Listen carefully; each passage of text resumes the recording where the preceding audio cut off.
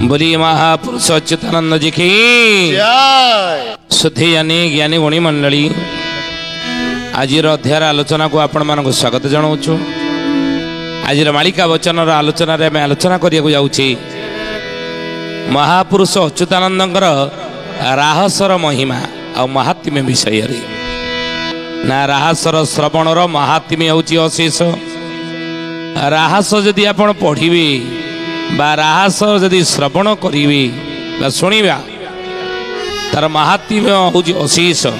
ये रासलीला देवता मानक गोचर।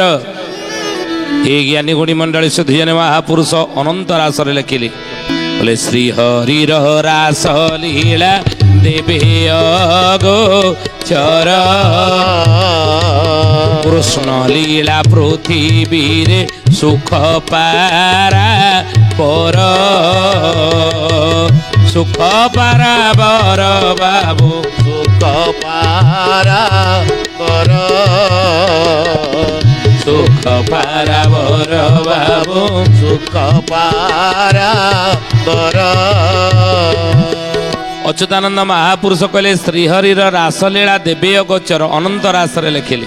महापुरुष जो मैंने अनुगामी मैंने अच्छा डाकी राहस आपण करा शुणिले श्रवण कले कौन लाभ पाइबे कौन फल मिल। रास को शुणती जेहू भक्ति चित करी अंते रासेश्वर तांको नियंती ओ धारी नियंती उधारी तांको नियंती उधारी नियंती उधारी बाबू नियंती उधारी।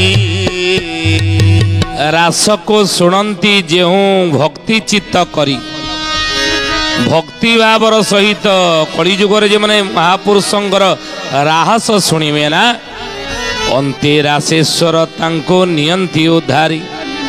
तांकर शेष समय रे मन रखते ये कथा हे ज्ञानी गुणी मंडली तांकर शेष समय रे रासेश्वर होउछन कि भगवान कृष्ण तांको उद्धार कर वैकुंठ आत्मा वैकुंठगामी होइया प्रभु पाद पद्म रे जाइके लीन हुअंती।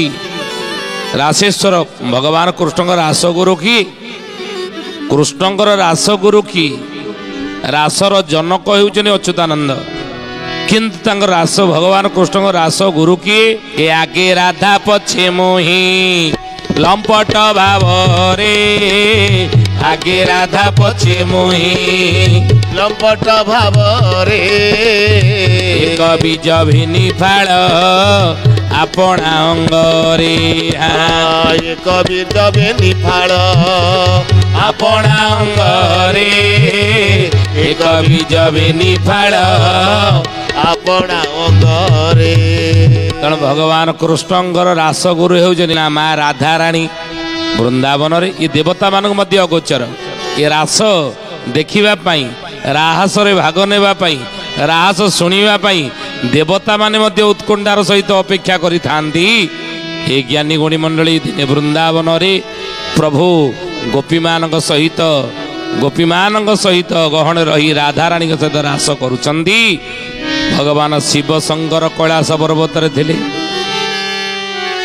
मन तांकर उच्छन हैला चलचंचल हो गला मन पार्वती की डाकिले कहले हे पार्वती ना कौन ना प्रभु आज वृंदावन रे रास करुछंती। तेणु ये रासस्थल को जीवाई मो मन भारी उच्छन हो मुझे जानती प्रभुंकर ये जो भुवन मोहन जो रास गोटे देखापी मो भारी उत्कंठा भाग नापी भारी मोर व्याकुल हो मन।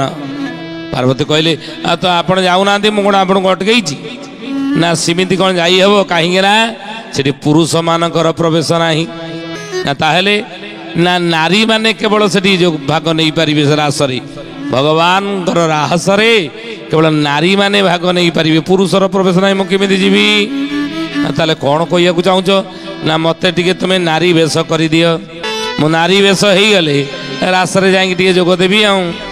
पार्वती महारानी भगवान शिव शंकर को नारी वेश करदे बुझे नारी वेश करदे क्या ନା ଦେବଦେବ ମହାଦେବ ରାସସ୍ଥଳରେ ବୃନ୍ଦାବନରେ ପହଞ୍ଚିଲେ କି ନା ଭଗବାନ ଶିବଶଙ୍କର ପ୍ରଭୁ ରାସ କରୁଛନ୍ତି ଗୋପୀମାନଙ୍କ ସହିତ। କିଭଳି ହେଲେ ଘାଗୁଡ଼ି ନୁପୁର ଦେଇ କଟି ପାଦେ ବେଣୀ ରଞ୍ଜି ଫୁଲ ସଜାଇ ଘଟଣ କପୋଳେ ଦେଇ ଫଗୁ ଟୋପି ଗୋପୀ କର ତାଳି ନଚାଇ ଘନଶ୍ୟାମକୁ ଘୋଷି ଥେଇ ଥେଇ ନଚାଇ ଘନଶ୍ୟାମକୁ ଘୋଷି ଥେଇ ଥେଇ ନଚାଇ। ଘାଗୁଡ଼ି ନୁପୁର ଦେଇ କଟି ପାଦେ ବେଣୀ ରଞ୍ଜି ଫୁଲ ଲଗାଇ ଘଟଣ କପୋଳେ ଦେଇ ଫଗୁ ଟୋପି ଗୋପୀ କର ତାଳି ବଜାଇ ଘନଶ୍ୟାମକୁ ଘୋଷି ଥେଇ ଥେଇ ନଚାଇ। ଏଇଭଳି ଭାବରେ ଚାରିପଟ ବେଢ଼ିକିରି ଭଗବାନଙ୍କ ସହିତ ରାସ କରୁଛନ୍ତି ଗୋପୀମାନଙ୍କ ସହିତ ପ୍ରଭୁ।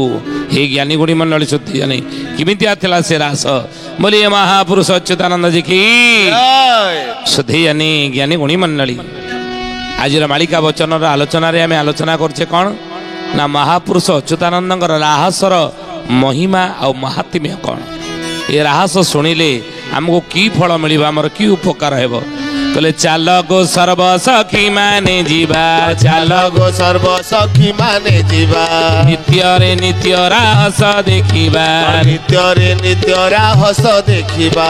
କନକ ବେଦୀ ପରେ କୃଷ୍ଣ ବର, କନକ ବେଦୀ ପରେ କୃଷ୍ଣ ବର, ରାଧା କନ୍ୟା ହୋଇଛନ୍ତି ସେଠାର, ରାଧା କନ୍ୟା ହୋଇଛନ୍ତି ସେଠାର।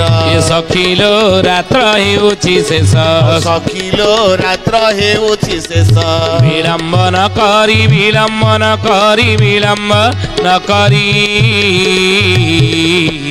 ବିଳମ୍ବ ନ କରି ସହଳ ଆସଲୋ ହେ ବିଳମ୍ବ ନ କରି ବିଳମ୍ବ ନ କରି ବିଳମ୍ବ ନ କରି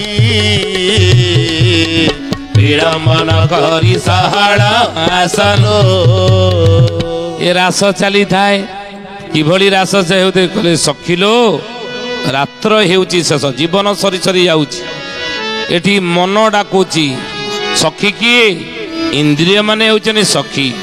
ପଞ୍ଚ ଜ୍ଞାନେନ୍ଦ୍ରିୟ ପଞ୍ଚ କର୍ମ ଇନ୍ଦ୍ରିୟ ଆମ ଶରୀର ଭିତରେ ରହିଛନ୍ତି, ଏମାନେ ହେଉଛନ୍ତି ସଖୀ। ବୁଝିଲେ? ମନ ଡାକୁଛି ଚାଲ ସେ ରାହସ ଟିକେ ଦେଖିବାକୁ ଯିବା। ସହସ୍ର ପତ୍ର କମଳମ ଗୋକୁଳାଖ୍ୟ ମହତ୍ପଦଙ୍ଗେ ସହସ୍ର ପଦ୍ମ ବାକୁଡ଼ାରେ ରାଧାକୃଷ୍ଣ ପ୍ରକୃତି ପୁରୁଷ ଭାବରେ ଏ ସହସ୍ରାର ଚକ୍ରରେ ଏଇଠି ବିରାଜମାନ ଏଇ ରାସ କରୁଛନ୍ତି ନାଇଁ। ତେଣୁ ଚାଲ ଟିକେ ରାସ ଦେଖିବାକୁ ଯିବା, କାହିଁକିନା ଜୀବନ ସରି ସରି ଯାଉଛି। କେଉଁ ଦିନ କେଉଁ ବରଷ କେଉଁ ବେଳରେ ମୃତ୍ୟୁ, କାହୁଁ ଯାହିଁ କାହିଁ ରହିବ ମୋର ନୋହିଲା ହେତୁ। କେତେବେଳେ ମୃତ୍ୟୁ ହେଇଯିବ ତା କିଏ ଜାଣିଛି ନା? କେତେବେଳେ କେଉଁଠି କିଭଳି ଭାବରେ ମରଣ ଆମର ହେବ କିଏ ଜାଣିଛି? ତେଣୁ ମୃତ୍ୟୁ ଆସିଯିବ। ତେଣୁ ଜୀବନ ସରି ସରି ଯାଉଛି। ଆସ ଟିଏ ପ୍ରଭୁଙ୍କର ଦର୍ଶନ କରିବା। ରେ ମନ ତୁ ସେଇ ମନ ମୁନ ଚୈତନ୍ୟ ସେ ପ୍ରଭୁଙ୍କ ଠାରେ ତୁ ଲଗା। ସେ ନିତ୍ୟ ଗୋଲକ ବୃନ୍ଦାବନ ଏଇଠି ରାସ କରୁଛନ୍ତି, ସେଠି ଟିକେ ମନ ଲଗା। କେମିତି ରାସ ଚାଲିଛି ନା ବେନି ଅଙ୍ଗେ ଏକ ଅଙ୍ଗ ଜଡ଼ିତ, ବେନି ଅଙ୍ଗେ ଏକ ଅଙ୍ଗ ଜଡ଼ିତ, ପାଦେ ପାଦ ଭୁଜେ ଭୁଜ ଭିଡ଼ିତ, ପାଦେ ପାଦ ଭୁଜେ ଭୁଜ ଭିଡ଼ିତ, ମୁଖ ନାସା କର୍ଣ୍ଣ ନୁହେଁ ବାରଣ, ମୁଖ ନାସା କର୍ଣ୍ଣ ନୁହେଁ ବାରଣ, ବାରି ନ ହୁଅଇ ଏକ ଅଙ୍ଗେଣ, ବାରି ନ ହୁଅଇ ଏକ ଅଙ୍ଗେଣ। ସଖିଲୋ ଥିଲେ ଫଟା କପାଳି, ସଖିଲୋ ଥିଲେ ଫଟା କପାଳେ, ଆଉ ଅଚ୍ୟୁତ ବୋଲାଇ ଅଚ୍ୟୁତ ବୋଲାଇ ଅଚ୍ୟୁତ ବୋଲାଇ ଅଚ୍ୟୁତ ବୋଲାଇ ଭେଟିବା କାଳିଲୋ ହେ ଅଚ୍ୟୁତ ବୋଲାଇ ଅଚ୍ୟୁତ ବୋଲାଇ ଅଚ୍ୟୁତ ବୋଲାଇ ଅଚ୍ୟୁତ ବୋଲାଇ ଭେଟିବା କାଳିଲୋ। 16,000 ଗୋପବାଳୀ ସହିତ 16,000 କୃଷ୍ଣ ରୂପ ହେଇଯାଇଥିଲେ। କାହା ମନରେ କାହିଁକି ଦୁଃଖ ଆସିବ? ତା ସହିତ ରାସ କଲେ, ତା ସହିତ ନୃତ୍ୟ କଲେ, ମୋ ପାଖରେ ନାହାନ୍ତି। ଭଗବାନ ଶିବ ଶଙ୍କର ନାରୀ ବେଶରେ ଯାଇକି ପଶିଗଲେ ଭିତରେ, ପୁରୁଷ ନାରୀ ବେଶରେ ପଶିଗଲେ।